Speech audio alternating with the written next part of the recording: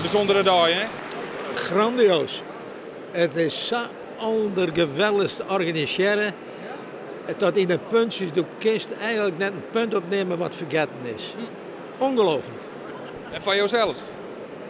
Nou, ik was eventjes emotioneel toen de prinses die onderscheiding op mijn revers zette.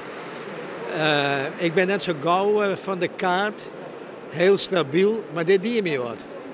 Want ja, dit is uniek en toen dacht ik, dan ben 86 hier en ik kreeg nog zo'n hele onderscheiding. Hij is dan ook geweest met deze onderscheiding. Dit is het summum van het summum, ja. Ik had verschillende onderscheidingen. Ik ben ook ridder, daarom moest ik hem op deze kant dragen, want die onderscheiding derde. Maar deze die sla ik heger aan dan de ridderorde.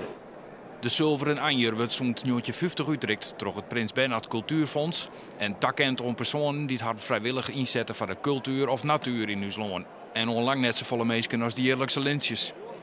Er binnen tal van gasten komen van Kooistra. Bij gelijks de oudste nog levende generaal en makker in de street voor erkenning van veteranen. Dat klinkt een beetje vreemd misschien, maar hou van je. Dankjewel jongen, dankjewel. En hou maar vast. Oké. Tot ziens. Tot ziens hè. Oké.